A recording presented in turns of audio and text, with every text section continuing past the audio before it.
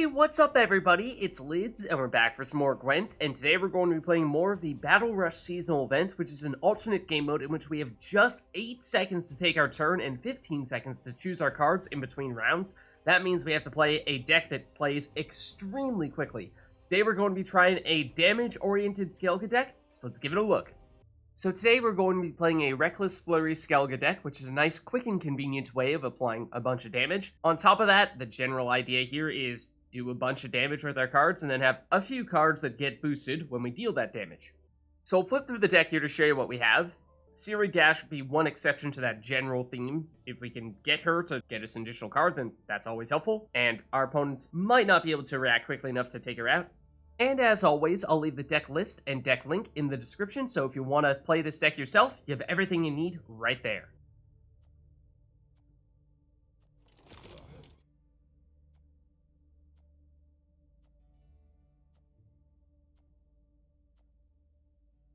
So there's a look at the deck, and it is overall quite simple. Basically, deal the damage and get boosted when we do it. So without further ado, let's try it out. Okay, so go against monsters here, and they will go first. And I'm thinking let's dump the Marauders here. Warcrier's not much better. Okay, Neckers. We can get rid of at least one of them here by playing Herkja.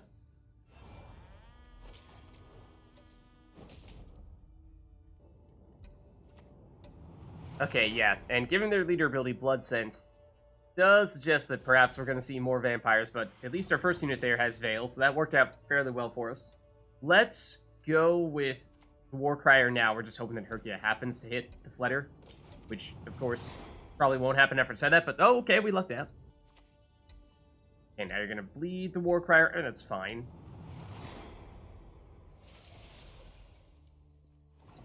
Let's get out the Greatswords.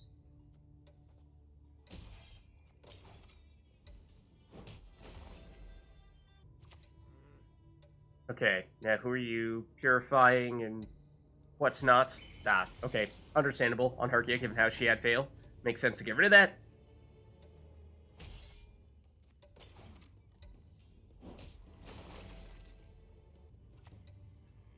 Okay, more vampires. Surprise, surprise. I say this is probably a good opportunity to get some value out of Crow's Eye on Herkja. Get her a little bit safer.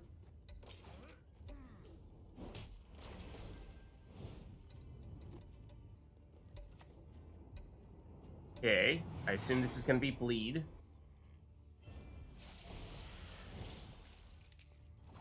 And we don't have great options here, other than potentially even Morkvarg, which feels like overkill. But, for lack of a better option here, let's do it on the Necker, which technically I did not have time to select. Our turn had ended, but fortunately it did auto-target him. And the Alp, at this stage, they've got a pretty big deficit to try to make up here. Feeling fairly confident about where we stand right now. They do use the tactic. If we want to guarantee the win in this round and stay on even cards, we could just do that. And actually, on second look, the Alp might have been a little bit higher. And if we were really not planning to play anymore, then we ought to have tried to activate Herkja's ability as well. But they're about to run out of time here. So they had to burn a card. And they still have not caught up to us, so we definitely pass here, because we are still in the lead.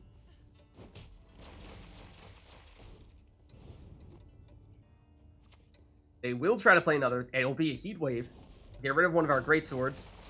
And after all the bleed takes effect, it is enough for them to take the lead here. They had to go down a couple cards to make it happen. So that means we will have card advantage for the rest of the game, and, of course, last say in round 3. Okay, so we're presumably looking for a throwaway card here, assuming this is going to be a dry pass round for our opponent, and the Marauder is probably just that, so let's deliberately leave him. There is the dry pass, so let's play you. Get rid of one of our weakest cards, and take the round 2 win here. And like I said, we should still have card advantage in last say in round 3. Gain some strong cards here, but let's get rid of the Warcrier. And if we could get Arnaghad, that'd be fantastic. We did not. Okay, let's play the Longship first. Brux, okay, well, surprise, surprise. More bleed.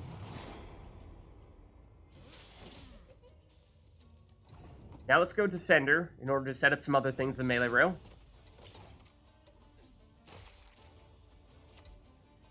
Okay, what are they doing with Oneiromancy? It's tough to fit this in time. Oh, destroying, what's it going to be? Covenant Steel, right? That does hurt. Because I was thinking that next on our list would probably be Ciri. And now she is far more vulnerable. But we'll see if they have any more removal remaining. They may not outside of their bleeds. Now let's get Sukrus down here, or even... Let's sneak in Dagur first. It's going to go Sukrus, then Dagur, but we'll take it a little bit more of a risky approach here. Hopefully they won't be able to destroy Dagur immediately. Sienna, uh-oh. What are they trying to set up? I'm concerned. Okay, let's go Sukrus, and then let's use our leader ability and hope and pray that Sienna goes down. She did not go down. Did she? She's the one card remaining with 1 power. Alright, you get your combo. What is it? It wasn't this. I think that's just enough to get rid of Ciri, right? Just as we were about to get to draw that card from her, so that is unfortunate. But it does mean if we go Berserker here is even enough to get rid of Sienna. So now we get to see what combo they're looking to do. No, they just forfeit. Oh, didn't even get the chance to see what they were planning on doing. Well, so be it. We'll take the win. Okay, so go against Scoia'tael here. And they'll go first. And let's get rid of a Marauder. And other than that, a Berserker. Morkvarg might be worse. Okay, oh. So this is looking like it's going to be Unitless. Let's play the Longship, but this is going to be potentially quite tricky. Okay, next unit to get boosted will get destroyed. Well, we can probably avoid the boosts. We're primarily damage-oriented. Okay, now it gets a little bit trickier, perhaps. Could deliberately just sacrifice a card here, assuming this trap is going to kill it, if it's, say, an incinerating trap. In which case, Warcrier is probably the card we want to destroy. It's also a low provision cost card. Okay, well, I don't know what that was in that case, that trap, and this would be the card that is very likely to trigger Black Blood.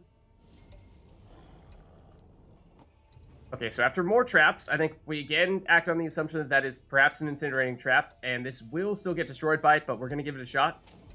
No, it's not. Okay. What traps are these? Even more traps. I guess they don't call it Unitless for nothing. Okay, there is the damage in that row at least. It does get us a Bear Abomination out there. I believe the Greatsword is technically, I mean, it says healing. Okay, well, that's poison, not an incinerating trap, so it actually will survive.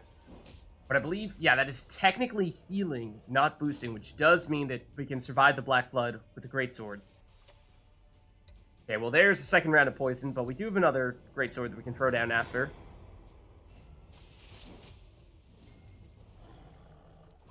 So, I think we go for that, although you could argue we could even pass here. In fact, I'm very tempted to do that. Except I totally forgot that the Saber-Tooth Tiger switches forms. So they really did not need to play this card here. I'm, to tell you the truth, not sure why they did, because now they're down 2 cards. But they still take round 1, of course, but may suffer the consequences for that in round 2 and or 3. We did draw into some amazing cards here, Gerd, Matta, and Arnaghad, in which case I really don't know what we get rid of here, assuming that our opponent will dry pass. But then again, we don't want to play Matta if they dry pass, so I think the answer is now Warcrier. And they do dry pass. Okay. So, yeah, let's just throw down the Warcrier. So that means we'll take round 2 here. We'll be on 10 cards. Our opponent will be on 9, so we will have last say, and we will have card advantage. And we got Dagger. That's big. I think Gutting Slash, we probably tried dumping you. Marauder, not a huge fan. Ciri Dash could work quite well. Let's try starting with Covenant of Steel, hoping that it can stick around. And they play a trap. Okay, so that's a little concerning here. I think let's put down the Greatsword as our sacrificial lamb. If we lose it, then so be it, and we will. Rather that than losing Dagger, which might have been another card that we might have played next. Okay, more traps, which starts to get increasingly concerning because we are running out of cards that we want to throw away here. So, I mean, we can Gerd just for the sake of getting a body down there. And it is also Incinerating Trap. Okay, so he survives, which was the primary objective. Okay, Cat Witcher, finally not a trap. And that means now is probably a good time to sneak in Ciri Dash.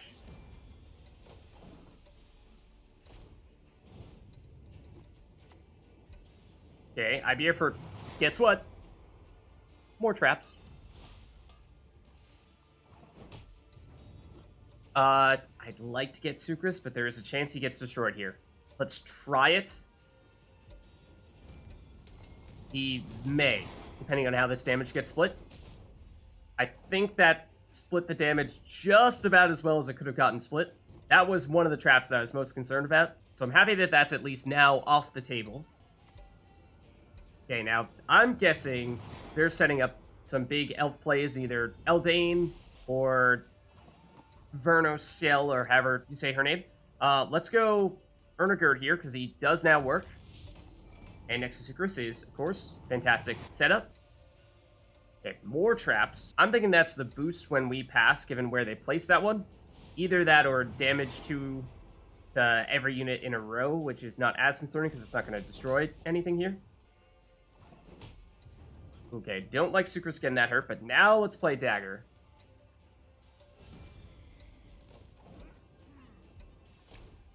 And we get Ciri, give us an additional card here. It's Spores, which we might even just use on Sukrus to try to keep him around. Eskel, or eventually, Eskel would be relevant to damage, yes. Well, then again, if Arnaghad doesn't just immediately destroy him. So yeah, let's try to make sure Sukrus sticks around here. Okay, Tempering, this is probably going to be our Morkvarg target, whatever it is. Let's do it.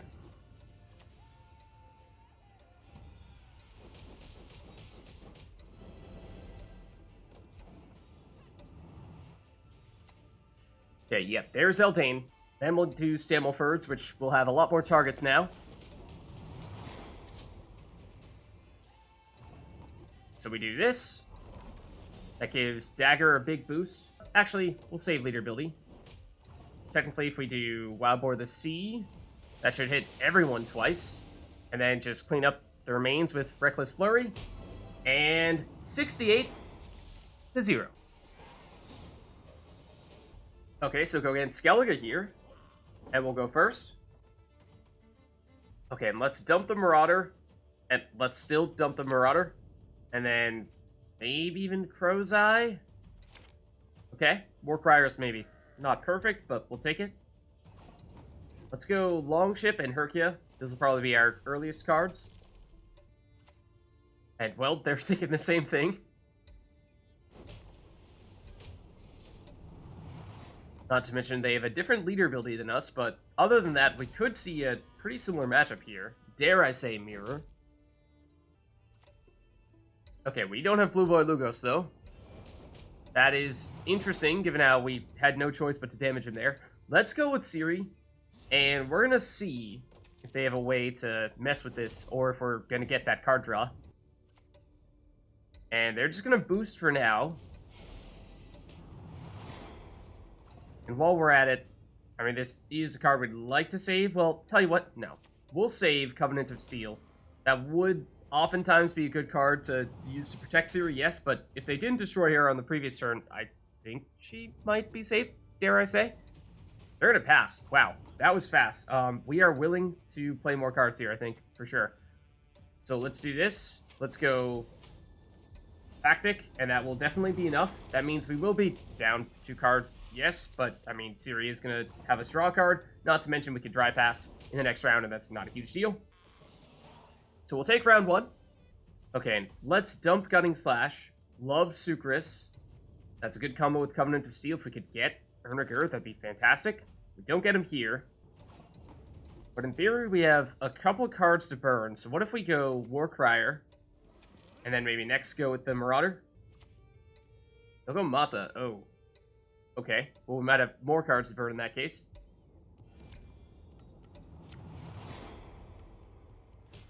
And they'll use their ability to damage. That is fair enough.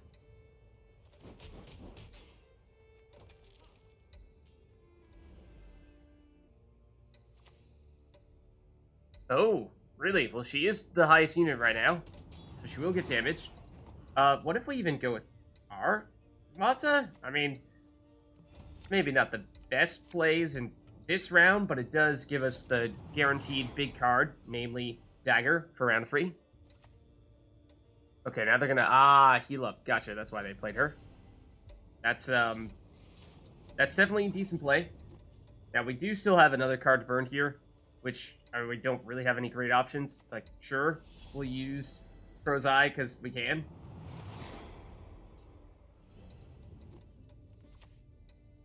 Okay, and Bear Witcher Depth is not a great card, and they probably understand at this point that we are likely to pass on our next turn. That was likely just a throwaway card. And that means that they'll take round 2. A little bit longer than expected, but ultimately still part of the plan. Okay, we got the Marauder. Let's dump you.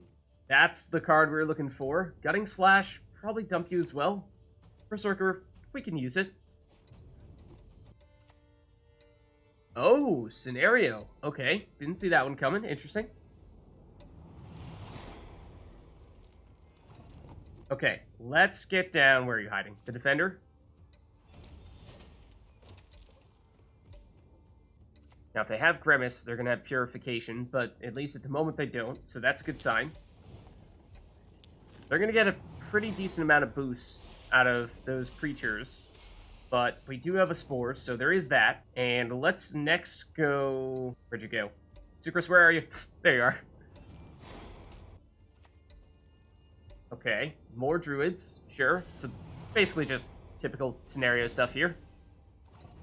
Now, we could deliberately reset you with Spores now if you were concerned that you were about to, say, put down your own Defender there, which is possible, but we'll take the risk. Hope that you don't.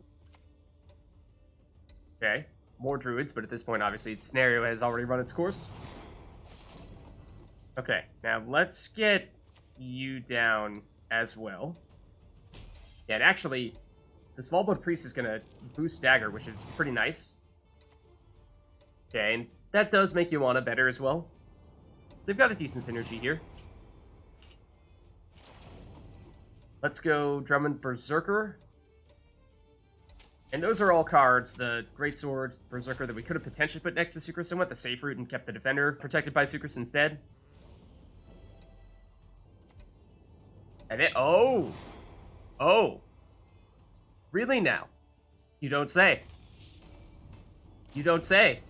Tell you what, I was thinking the same thing.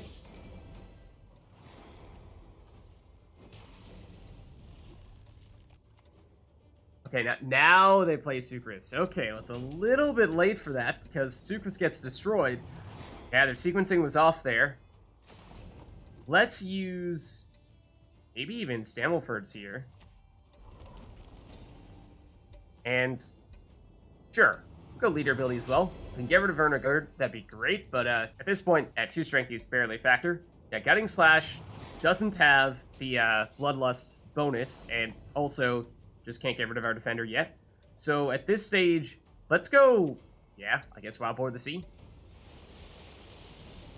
Probably should have used Spores first on Crow Clan Preacher, because, of course, then it would have been at its base strength, and then we would have damaged it. Okay, last rate does hurt, because we got a lot of things in the same row. Fair enough. Let's go Spores here. And again, yeah, technically speaking, that was a card that we should have played earlier. Now, we're really hoping this last card is not Gerd, because Dagur's pretty big here. Well, I called it. But fortunately, we have enough base strength here that is still enough.